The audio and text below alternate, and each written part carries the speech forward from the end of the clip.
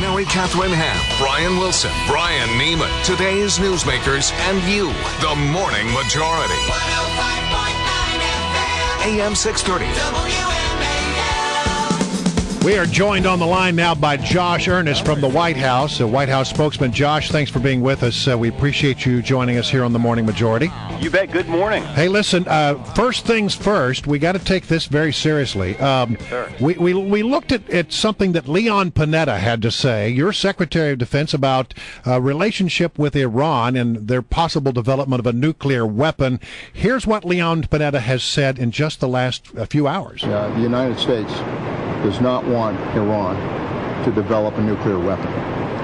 That's a red line for us. He continued. If they proceed and we get intelligence that they're proceeding with developing a nuclear weapon, then we will take whatever steps are necessary to stop it. He says it's a red line for us if they develop nuclear weapons. It's a red line for Israel, and obviously we will have to deal with it if that moment comes. Do I interpret this correctly? That seems to be a ratcheting up of the language with regard to Iran. Well, I have to admit, Brian, the audio actually didn't play on my end. All right. I couldn't hear exactly. Well, your Secretary of Defense has said that basically that if they are developing a nuclear weapon, then we will deal with it. It's a red line in the sand for Israel. It's a red line in the sand for us, and we will do whatever we need to do if that happens. That's an interview he did with 60 Minutes. I'm asking, is that a ratcheting up of the rhetoric toward Iran? Well, I'm not sure that I can evaluate exactly sort of where that falls in line. What I can tell you is that this administration has been very clear about the need for Iran to live up to their international obligations, and this administration has worked in concert with our international allies to isolate the Iranian regime. Just over the course of the last 3 years, we've seen a circumstance where where the Iranian regime was sort of united in their commitment to pursuing a nuclear weapon, and the international community was sort of splintered about how to deal with it.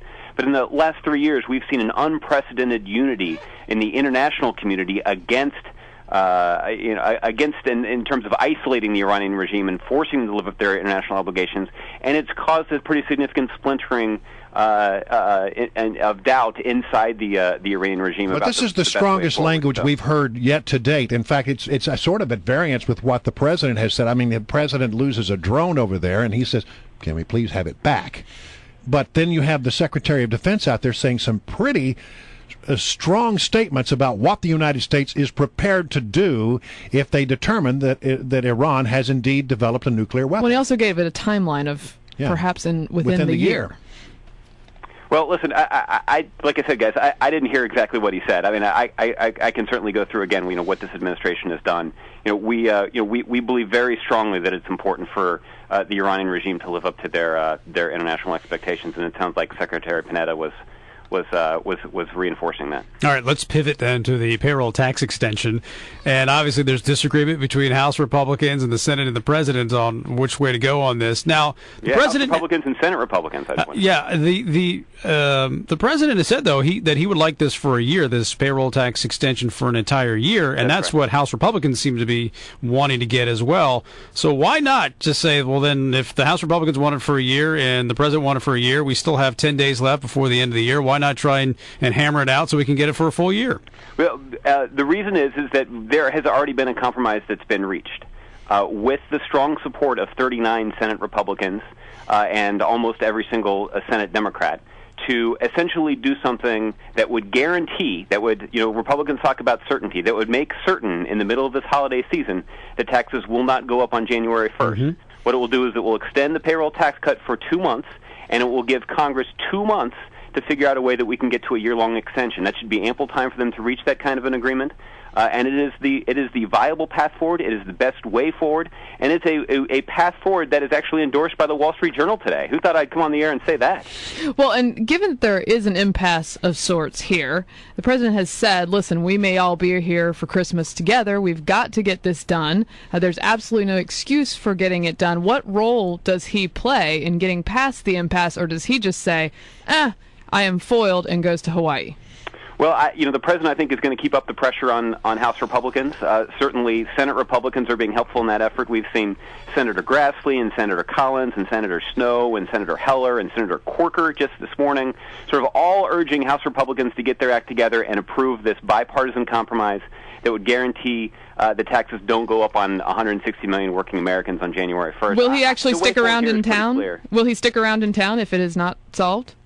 Well, I can tell you that he's here today ready to sign the piece of legislation. I haven't seen yet where Speaker Boehner and Leader Cantor and the other members of the House Republican leadership are today. All right, but we'll take this day by day. But, Josh, look, I saw Schoolhouse Rock. I know how a bill becomes a law, and I know how it works up on Capitol Hill. So the House sends the Senate a measure that says we want to give you a payroll tax extension for a year, which, by the way, is what your president wanted. And then the Senate says, last week, right? Yeah, that's right. And the Senate says, we don't like that. We reject that. Here's our idea. And the reason they rejected it is because it was blocked from coming up to the floor of the Senate by the Senate Republicans.